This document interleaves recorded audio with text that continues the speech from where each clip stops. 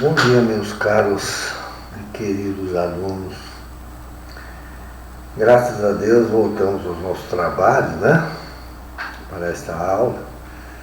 E nesta aula nós iremos dar continuidade à sessão de crédito, que falamos até a aula passada. Paramos na aula passada para efeito de vocês pegarem o nosso livro, e aí essa matéria está na página 479, é lá no finalzinho do livro, E a seguir, então eu vou fazer uma rápida leitura, não vou comentar porque já comentei essa parte na aula passada,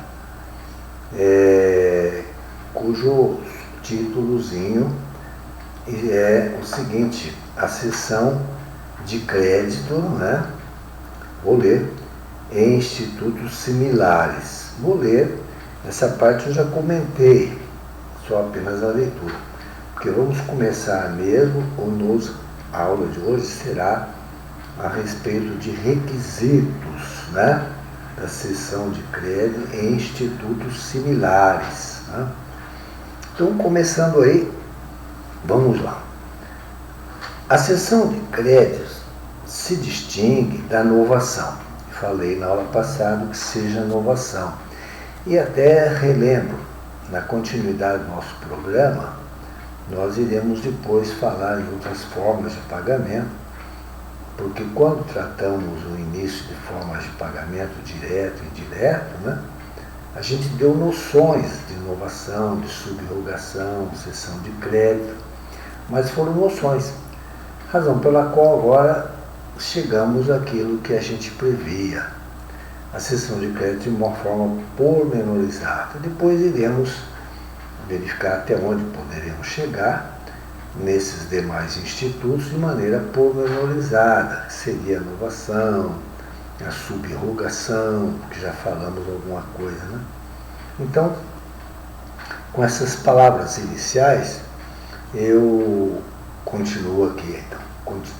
A seção de crédito se distingue da novação pelo simples fato desta se caracterizar pelo aliquote móvel. O que eu disse na aula passada quer dizer elemento novo, Havendo extinção da dívida anterior em razão da criação de um novo débito, tanto na novação subjetiva como na objetiva, enquanto na seção de crédito há somente uma alteração subjetiva.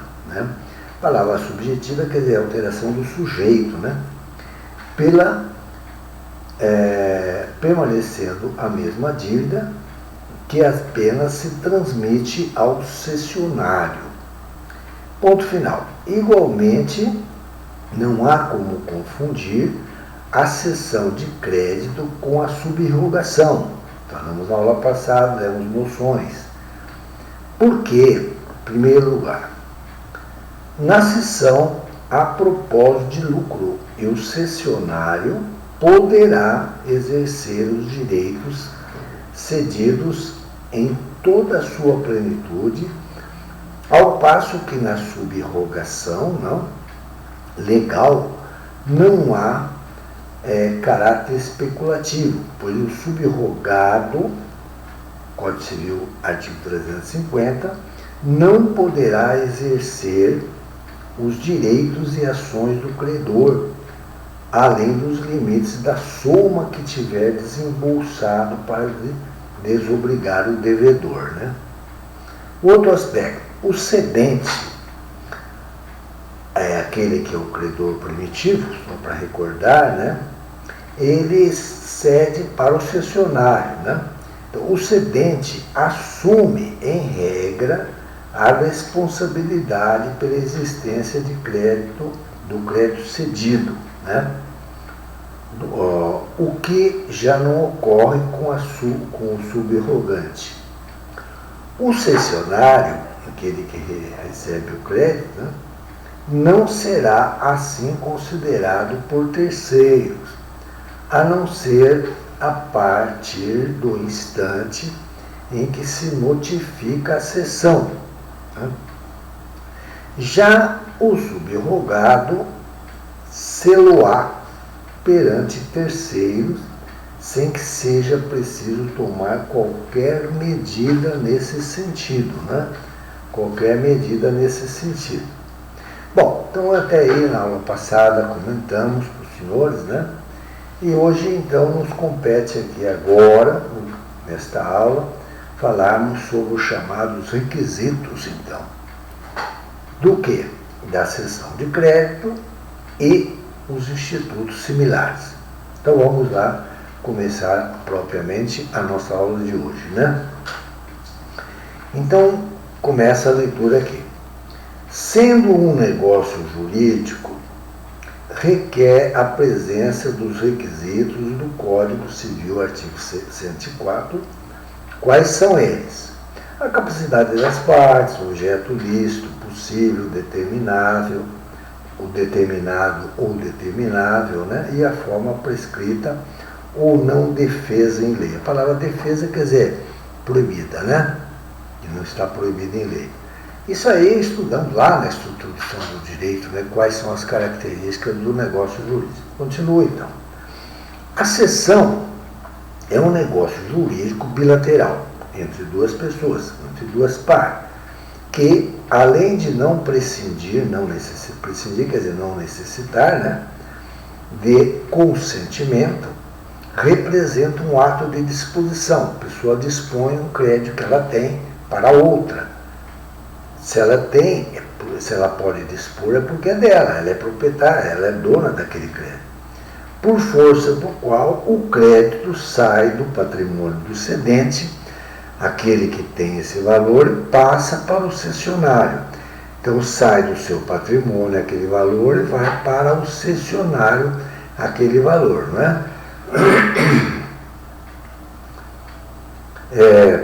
para se incorporar ao cessionário. Logo, por induzir alienação, exige não só a capacidade genérica para os atos comuns da vida civil, como comprar, vender, como também a especial, reclamada para os atos de alienação. Atos de alienação quer dizer de venda, Venda.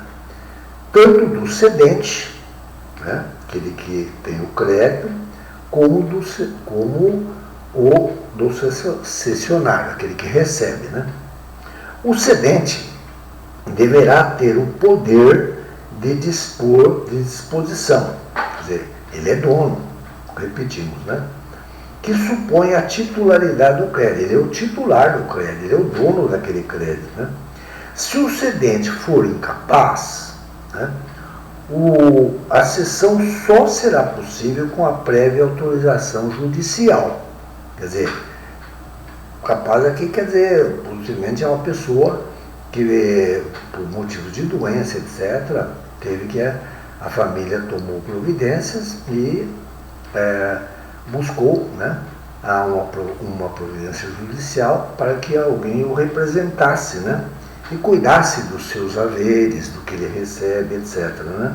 Então, toda vez que isso acontece, essa pessoa representante não é dono do capital, mas ele administra, e por administrar, ele, quando há necessidade, no caso de uma cessão, ele tem que pedir ordem do juiz, autorização judicial. Está no artigo 1691 do Código Civil. Por ser ato que ultrapassa os limites da mera administração. Acabei de falar. Então, ele administra o bem, ou os haveres, o bem daquela pessoa que ele representa, que por um motivo de doença, vamos supor assim, não pode ter mais condições de administrar os seus bens próprios. Ponto final. Se, porventura, o cedente estiver sendo representado, agora ele não é doente nem coisa nenhuma, ele precisa de alguém para representá-lo numa venda, digamos, Repito, se porventura o cedente estiver sendo representado naquele ato de cessão que vai ser cedido, Neste caso, repetimos aí, ele não está doente agora, né? Vamos lá. Por um procurador, né? Por um procurador aqui, este que é o procurador deverá estar munido de um instrumento de procuração que tenha poderes especiais. Tem que ser específico para aquela venda de um determinado imóvel, a descrição dessa, né? A rua, o local, etc.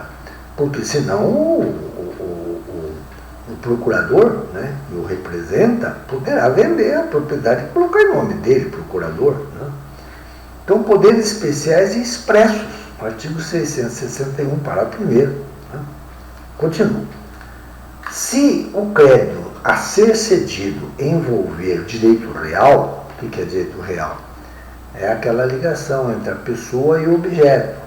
Um direito real de garantia, como, por exemplo, hipoteca imprescindível será, se casado o cedente agora é casado, né, ele tem que ter a anuência do outro consorte. Né? Ponto final. Agora, se ele está falido, então, o falido não terá qualidade para efetivar a cessão de crédito. O mesmo ocorrendo com o inventariante. O que é inventariante? É aquela que morre uma pessoa, né? E aí a família se reúne para ver o que ele deixou, etc. Né? Fala com o advogado, quando é amigável. E aí, então, o que acontece? Fazem a partilha dos bens daquela pessoa. Então, no mês, por exemplo, a mulher ou então um dos filhos, que conhece bem os bens do pai e tal, que vai ser nomeado inventariante. Né? O inventariante tem a missão de dizer quais são esses bens. Né? Então, repito, voltando aqui, né? O mesmo ocorrendo com o inventariante.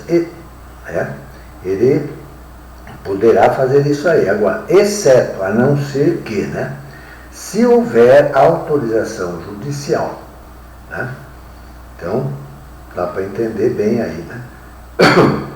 Não poderá ainda efetuar a cessão o credor de crédito, agora veja bem, o credor de crédito, uma pessoa que tem um crédito já penhorado. O crédito dele, que ele vai ceder, mas está penhorado, né? Olha bem. Estudaram isso aí no direito civil, né? Desde que tenha conhecimento da penhora. É o artigo 298 do Código Civil. É preciso que haja, portanto, boa-fé do credor cedente, aquele que está cedendo. Logo, ele não deverá saber de sua penhora e ser solvente, quer dizer, capaz de pagar aquela penhora. E observa aqui o Vilaça Azevedo, 2 pontos, aspas, né? O credor, ao executar o patrimônio do seu devedor, o fará não prevalecendo qualquer cessão que este tenha feito, sendo insolvente, quer dizer, que não possa pagar. Ponto final. Se solvente, quer dizer, que ele pode pagar, quando o exequente for penhorar o crédito, né, crédito cedido, não mais o encontrará no patrimônio do seu devedor cedente, né? Devendo buscar outro bem para satisfazer-se do seu crédito. Ponto. Por outro lado, reza a segunda parte do artigo 298.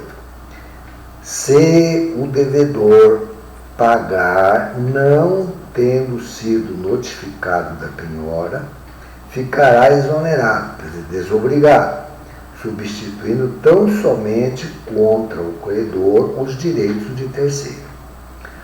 O que não pode, sob pena de pagar mal, é o devedor fazê-lo, porque ele pagar, depois de notificado da penhora. Quer dizer, o devedor sabia, foi notificado da penhora e pagou. Ou, tendo ciência dela. Neste caso, não poderá ser considerado de boa fé. Né? Dá para entender aí. Ponto. Continuo. O cessionário, aquele que recebeu do cedente, repito, né, deverá ter o poder de tomar o lugar do cedente, porque o cedente passou o crédito para ele. Ele deve ter o poder de legitimação, porque ele vai substituir o cedente, né? Ele está legitimado. É a chamada substituição subjetiva. Repito, o cessionário deverá ter o poder de tomar o lugar do cedente, visto a cessão importar a aquisição de um direito creditório. Porque quando o cedente passa para o cessionário toma o lugar do cedente, que era o proprietário, dono do crédito, e ele passa a ter legitimação. Ele que passa a ter o direito creditório de receber de alguém. O cessionário deverá estar, portanto, legitimado a adquirir o crédito. Exemplo, o tutor,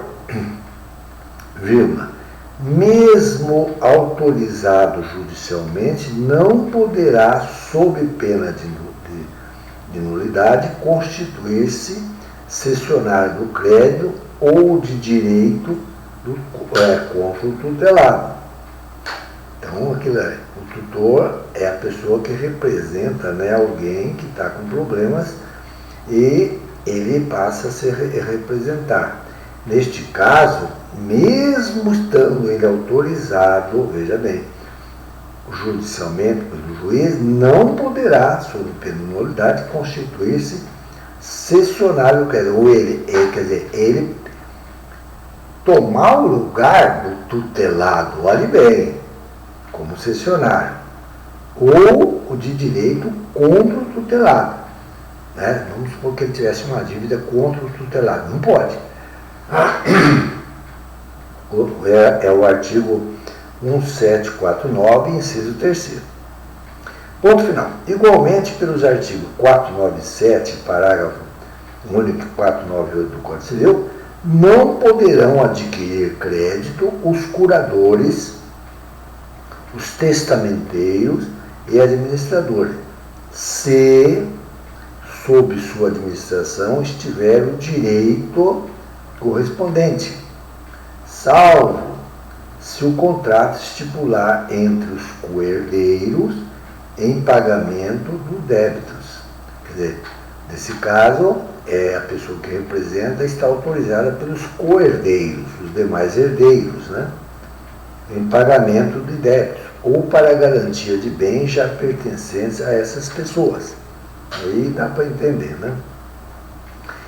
Na outra linha, quanto ao objeto da cessão, aquilo que se faz, né, é preciso lembrar que qualquer crédito poderá ser cedido. Pode ser cedido, conste ou não de um título, porque normalmente o crédito é representado por um título, né? Esteja vencido ou por vencer, se a isso não se opuser, o artigo 286 do Código, não se opuser o quê? Há vários aspectos agora. Primeiro aspecto, a natureza da obrigação, que é o objeto da cessão, né? A natureza da obrigação, pois é óbvio que são incedíveis. Que palavra interessante, né? Incedível, porque não pode ser cedido, né? Os créditos oriundos de direito personalíssimo. Direito personalíssimo é só aquela que uma pessoa pode executar, né? Os créditos vinculados a fins assistenciais. Um crédito que está vinculado a, digamos assim, que era um valor que era destinado para fins assistenciais, né, de entidades filantrópicas. Como o crédito, agora o exemplo que ele dá, como o crédito alimentício. O crédito alimentício não pode ser dado, porque é um crédito que é dado a uma pessoa, uma criança, etc., até maior, né? No caso de uma pessoa que não trabalha, mas frequenta a faculdade até os 24 anos, devidamente comprovado. Esse não pode, é crédito alimentício, né? Os créditos, continua aqui, os créditos atinentes aos vencimentos de funcionários, né, ou os créditos por salário. Eles são impenhoráveis, não pode. Né? Os créditos decorrentes de direitos sem valor patrimonial. Os créditos acessórios enquanto tais, sem a transferência do principal. Nesse caso, teria que haver a transferência do principal, porque nós já falamos que o acessório acompanha o principal. Outro exemplo, os créditos que não possam ser individualizados, pois a cessão é um negócio dispositivo, devendo seu objeto ser determinado. O objeto sempre tem que ser determinado, ou se no decorrer da transação ele venha a ser determinável, caso de títulos ao portador, né? De forma que não valerá a cessão de todos os créditos futuros procedentes de negócios, por ser imoral. Agora, outro aspecto, a lei, visto que não serão cedíveis à herança de pessoa viva. Quer dizer, não pode alguém negociar, né, aquilo que ele deverá receber com a morte de alguém que ainda está vivo. Não pode, a lei não permite isso aí. É o Código Civil 426. Outro exemplo, os créditos já penhorados, o artigo 298. Outro, a obrigação de fazer sem infungível a prestação, 247. A preempção ou direito de preferência, já estudamos aí com os senhores o direito de preferência, artigo 520. A obrigação resultante de ingratidão do donatário, né? Donatário é aquele que recebeu por doação, mas se tornou ingrato. Os senhores verão isso aí no problema do direito de família. 560. A do locador do serviço, artigo 607.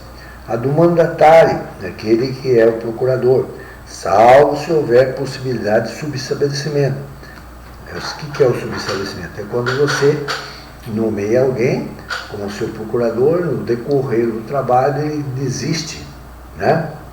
E ele subestabelece, passa para outro. Né?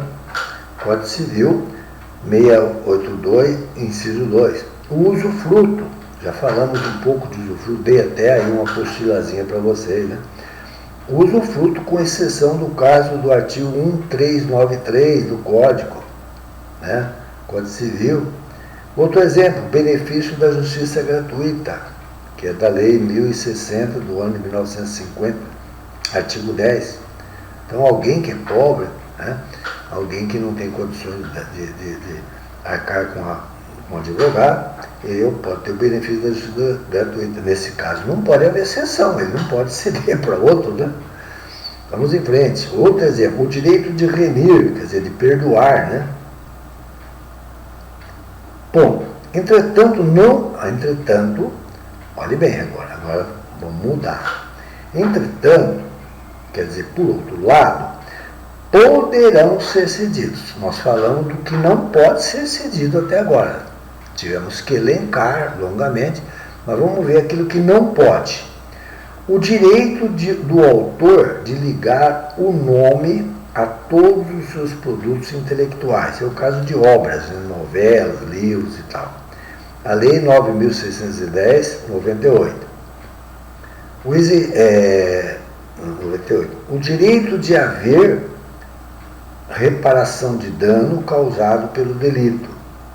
As indenizações que não têm o caráter alimentar. Indenização que não tem o caráter alimentício. Como despesas de tratamento médico e hospitalar. Né? A convenção, quer dizer, com o devedor. Convenção com o devedor, quer dizer, é uma tratativa, né? Um acordo com o devedor, né? Credor com o devedor. Pois não poderão ser cedidos os créditos quando as partes ajustarem a sua intransmissibilidade. Quer dizer, foi feito um pacto, né? Um pacto de não, quer dizer, de não poder fazer isso aí. Quando nessa convenção houver essa cláusula, né, de intransmissibilidade, então não pode, fica impedido, né? Do non cedendo, né? Continua.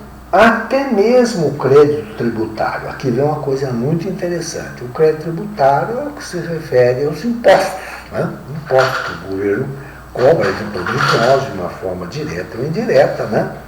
E aí a gente vai, podemos ceder o crédito tributário? Pode. Até mesmo o crédito tributário poderá ser cedido. Você pode ceder. De que maneira? Desde que presente os requisitos legais. Desde que você tenha uma dívida com o governo, né? E possa pagá-lo de uma outra forma aí, através de créditos que também você pode dever, mas você também tem para receber, né? O Mário Luiz Delgado Regis ensina o seguinte, que a fazenda pública, a receita, vamos dizer assim, na fazenda pública, não pode impedir a cessão de crédito fiscal pelo contribuinte, mesmo que tal crédito conste do precatório judicial. O que é precatório judicial? É quando o contribuinte tem para receber, né? Ele ganhou lá um processo, já contei casos para vocês, ganhou um processo contra o Estado e o Estado tem que pagar, o juiz oficia a fazenda do Estado para pagar, e aí você entra na fila do precatório, isso demora a vida inteira. Então a pessoa agora, ela pode negociar, ela tem dívida com o governo, mas ela falou também, o governo, você também tem para comigo, quer dizer, o governo. Então ela pode fazer essa exceção aí, né?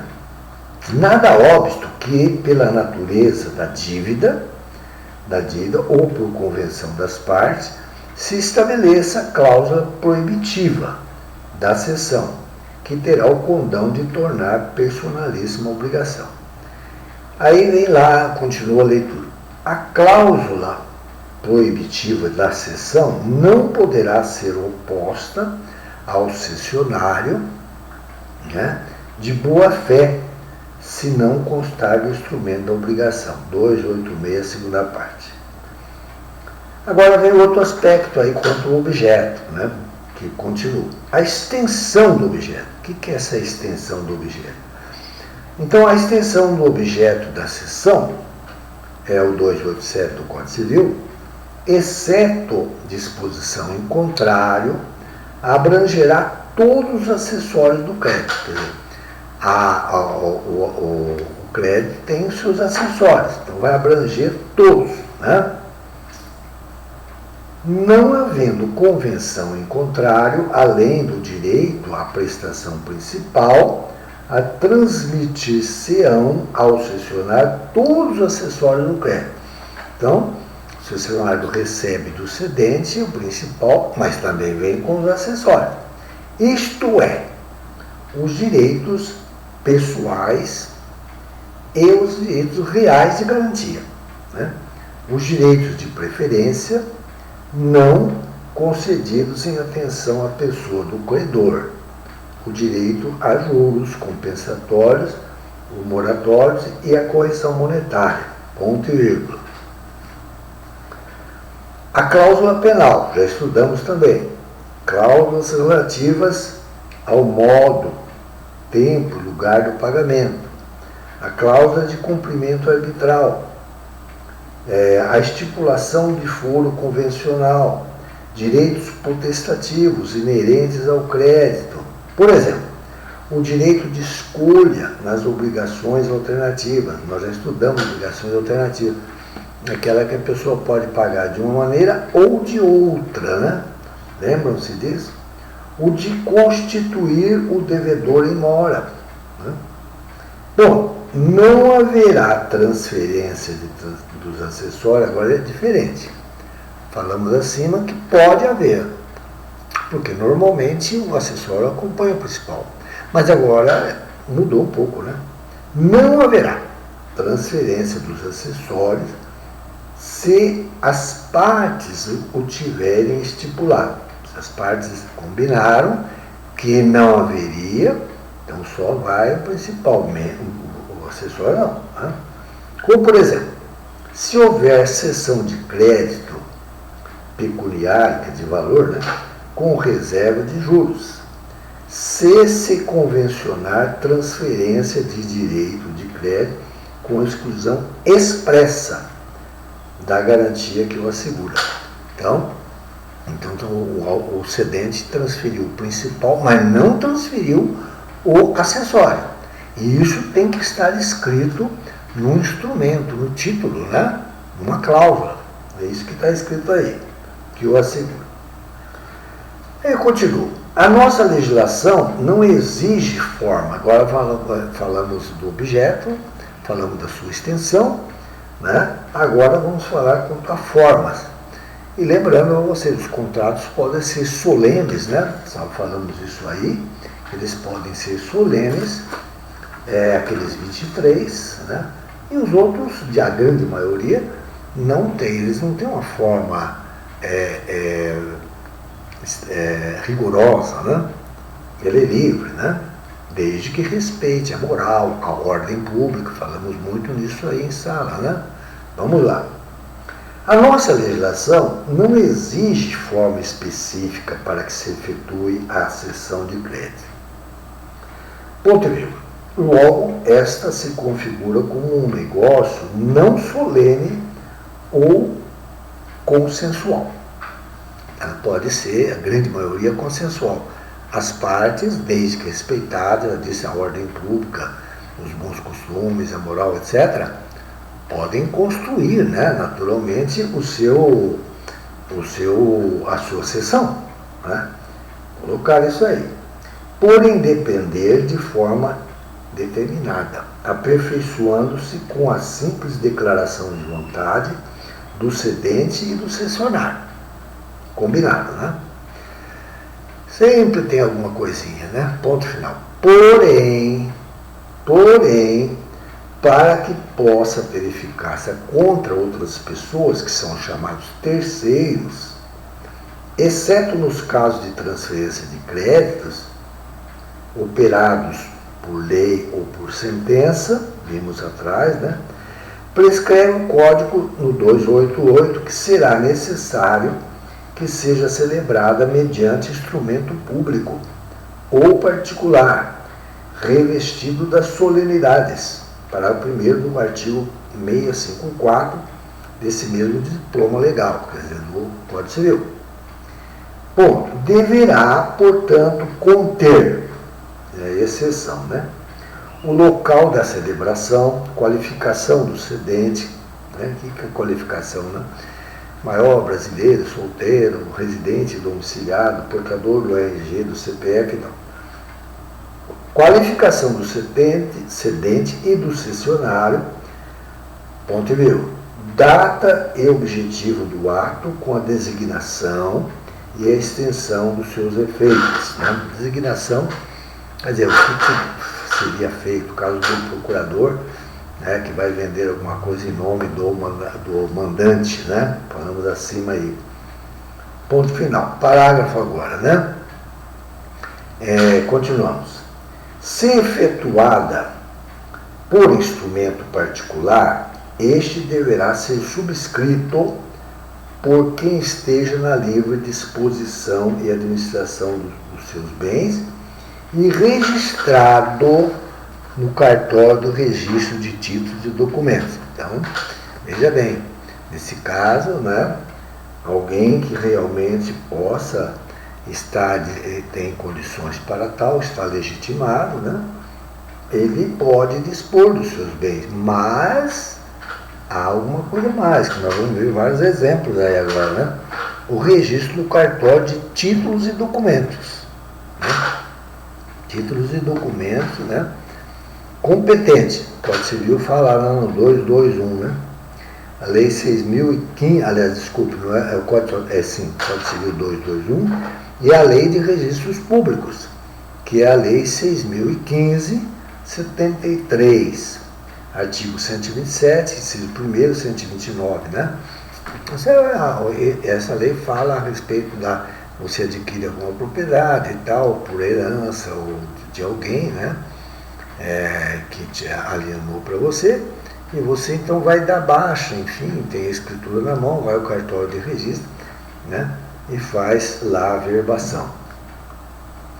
Pois, olha só, pois para valer contra terceiros, isso é importante, adquirindo eficácia erga omnes, quer dizer, que tem que ser respeitada por terceiros, visto que terá, independentemente de registro, validade entre as partes. Agora vem aqui entre aspas, a cessão de crédito não transcrita, olhe bem, hein? Não transcrita no registro de títulos, conquanto seja válida, ela é válida entre os contratantes, não é oponível, quer dizer, ela não pode se opor a terceiros, né, para excluir o crédito da constrição judicial. A palavra constrição judicial é quando há uma execução contra a pessoa, né?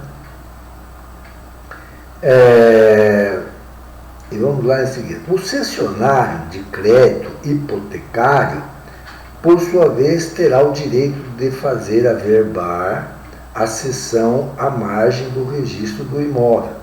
É alguém que adquire algo que está hipotecado, né? É o cessionário. O cedente passou para ele esse crédito que era um crédito hipotecário.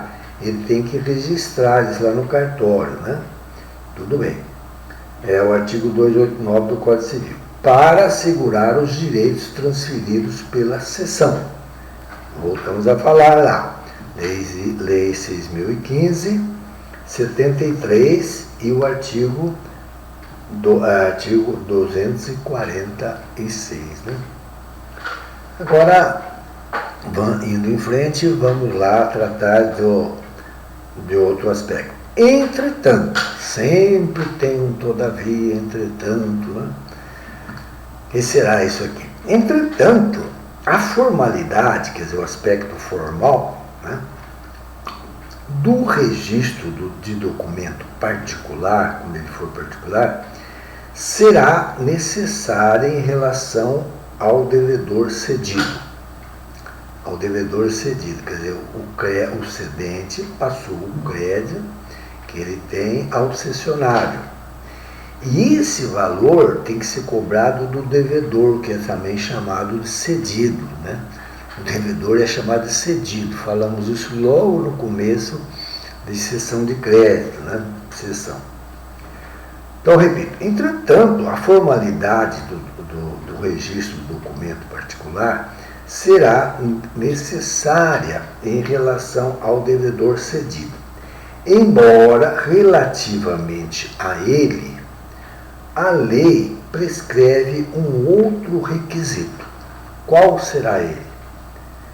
E diz assim, a realização da notificação com o intuito de lhe dar ciência, porque nós estudamos lá no começo que quando o cedente cede o seu crédito, aqui ele, para o cessionário, ele diminui o seu patrimônio e passa para o cessionário. Ele não precisa consultar, falando lá, o cedido, que é o devedor, né? Mas ele tem que ter, o cedido tem que ser notificado de que houve o cedente, aquele crédito que ele tinha com o cedido e passou para o cessionário. É isso que está escrito aqui, só para relembrar, né? Embora relativamente à lei prescreva um outro requisito, a realização da notificação com o intuito de lhe dar ciência da cessão, evitando que pague ao credor primitivo. O credor primitivo é o cedente. O credor agora secundário será o cessionário. Realmente dispõe o Código Civil 290. A cessão de crédito não tem eficácia em relação ao devedor, senão quando este quando a este notificado. Então, se o cedente passou para o cessionário, mas não notificou o devedor, ele não vai pagar. Ele vai no momento do vencimento, ele vai pagar para o cedente e não para o cessionário. Porque o cedente deveria ter notificado a ele, né? É isso que está escrito. Está apenas recordando o que falamos no começo, né? Deste assunto lá atrás, né? Mas, por agora continua. Mas por notificado se tem o devedor, que em escrito público ou particular se declarou ciente da cessão feita. Então ele foi notificado e ele dá o ciente dele lá, né? Se não houver tal notificação, a cessão não produzirá o efeito jurídico e o devedor não terá obrigação de pagar ao novo credor. Quem é esse novo credor? É o cessionário, né? Notificação, agora explica aqui a autora para nós, é, portanto, condição sine qua non. O que é que é sine qua non? Condição absolutamente necessária, né? Para a eficácia da cessão, mas estará dispensada se o devedor, por instrumento público ou particular, se declarar ciente da cessão que foi feita. Ante o fato do Código Civil não fixar prazo, e quando não tiver prazo, né, para a notificação, deverá ela ser providenciada pelo cessionário, quer dizer, aquele que recebeu do cedente, sob pena de ver o devedor exonerado da obrigação, ao pagar ao credor primitivo, que era o cedente, ou que, no caso de mais de uma cessão notificada, que às vezes o cedente cedeu uma parte desse crédito que ele tem contra o devedor para uma pessoa, depois cedeu outra parte para outra pessoa, ele teria que notificar, portanto, as duas pessoas, né? É isso que nós estamos falando, né? Mas que no caso de mais de uma cessão notificada, paga ao cessionário que, vira a página aqui para o senhor, para continuar, né? Para que se lhe apresente, para que, vamos voltar aqui na vida, para que se lhe apresenta com o título de cessão, o da obrigação cedida. Ponto B. Quando o crédito constar de escritura pública, prevalecerá a prioridade da notificação, né, por indicar a quem o devedor deve pagar. É o artigo 292, parágrafo no final, no final, infine, quer dizer, no final. Ponto, continua aqui, né? Assim, se forem feitas várias sessões de crédito, o cedente, então, cedeu uma parte do crédito para o A, cedeu para uma parte para o crédito para B, para C, o devedor tem que ser notificado, né? Olha lá, então repito agora. Assim, se forem feitas várias sessões de crédito mediante instrumento público, receberá a prestação o cessionário cujo negócio foi o primeiro a ser notificado ao devedor. Ponto B.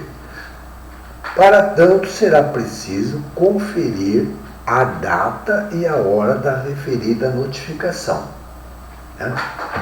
Data e a hora da referida notificação aí. A notificação poderá ser judicial ou extrajudicial, né? Judicial ou extrajudicial. E vamos em frente aqui. Tanto o cessionário, que é aquele que recebeu, né, o crédito, como o cedente estão qualificados para levá-las a efeito. Se o devedor for incapaz, seu representante legal será notificado. Se se tratar de solidariedade passiva, aquela onde há vários co-devedores, lembram-se disso? Co-devedores, né? Todos os co-obrigados deverão ser notificados. Contudo, há créditos que dispensam a notificação. Olha aí uma exceção. Porque sua transferência obedece à forma especial. É o que sucede, por exemplo, com o título ao portador. Eu falei isso aí há alguns minutos atrás, né? Título ao portador. que ele é transferível por simples tradição, né? Passa-se de uma pessoa para outra. Ponto 1. As ações nominativas das sociedades anônimas transmissíveis pela inscrição no livro de emissão, mediante termo a que se refere a Lei 6.404/76, artigo 31, né? Parágrafo 1º. E os títulos à ordem, transferíveis por endosso, né? Então, cada sociedade anônima ela é constituída com várias pessoas que têm dinheiro, montam uma empresa, uma indústria e tal, e ele tem um estatuto, né? E nesse estatuto fica tudo estabelecido, as cotas com as quais eles fizeram em nome deles todos, né? E acontece que, no caso da sociedade anônima, né, que eu acabei de falar aqui, esses títulos têm um livro próprio, vocês vão estudar, ou já devem ter estudado Sociedade Anônima, em que consta o nome das pessoas que entraram com as suas cotas para constituí-la. Então tem que haver, quando uma dessas pessoas transfere para alguém uma cessão de crédito, tem que estar constando, né? Tudo bem. Vamos em frente então. Já foi dito que, em regra, a cessão convencional, quer dizer, aquela que as duas partes fizeram, né? Cessão convencional, o que vai ocorrer aí é o seguinte: ela não requer forma especial. Todavia, no entretanto, né, nos contratos em que a escritura pública for da substância do ato, quer dizer, é obrigatória, né, a cessão deverá efetuar-se mediante esse instrumento público. É o que ocorre com a cessão de crédito hipotecário, falamos há poucos minutos, ou de direitos hereditários, né, que aconteceu lá, alguém morreu, abre-se o inventário, verifica-se os bens e tal, e depois o advogado faz a formal de partilha, vamos dizer que seja amigável, todos concordam, vai para o juiz, etc., corre o processo de inventário e, tudo estando terminado, o juiz homologa o chamado formal de partilha. E que significa dizer que aqueles bens do decujus ou falecido passarão, né, para o nome dos seus descendentes, né? E depois isso aí deverá ser levado ao cartório de registro de imóveis para que lá os bens que estavam em nome do falecido ou dos decujus, então é dado baixa, vamos dizer assim, é averbado o nome de acordo com o formal de partilha para aqueles seus herdeiros. É isso que está dizendo aí, direitos hereditários, né? É isso aí que está dizendo. É isso aí. Vamos em frente. Vamos lá. Agora vamos entrar num outro aspecto do nosso assunto aqui. E esse aspecto eu vou dar apenas uma introdução rápida e deverei falá-lo naturalmente de maneira mais pormenorizada para os senhores na aula seguinte, com a graça de Deus, né? Como diz lá o livro de Tiago, né? Se Deus quiser, o homem planeja, o homem quer fazer negócios amanhã, diz lá o texto sagrado, né? Mas se esquece que a nossa vida é uma neblina. E o texto diz que nós devemos dizer o seguinte: se Deus quiser, né? Deus queira que todos nós estejamos aqui também, né? Apenas vou ler uma introduçãozinha e deixarei isso para a próxima aula, porque daí estamos ainda nesse assunto, e ele ainda tem algumas partes. Depois teremos que falar sobre a seção de débito, né? Seção de débito, estou folheando aqui, seção de débito, seus efeitos, ainda temos tempo aí, e estaremos trabalhando essa parte com os senhores aí, né? Para a próxima aula. Então, só para dar uma noção aqui, os efeitos, portanto, da cessão de crédito, né? Seus efeitos. A cessão de crédito produz efeitos. Primeiro, entre as partes contratantes. Só vou ler assim o títulozinho aqui. entre as partes contratantes. Ela vai longe e tal, nós teremos que explicar tudo isso, é claro, né? Depois, o segundo aspecto, em relação ao devedor. E aí é que terminaremos este assunto. Depois vamos tratar um outro assunto, que será a sessão de débito com os senhores aí, né? Peço a Deus que estejamos todos aqui e na próxima aula, e agradeço a Deus por essa mais oportunidade de estar com vocês. A gente sente saudade daquelas brincadeiras aí, né? Com o Danilo, com o Gustavo, com a turma toda aí, com o Silvio, etc., né? Um grande abraço a todos, que Deus os abençoe.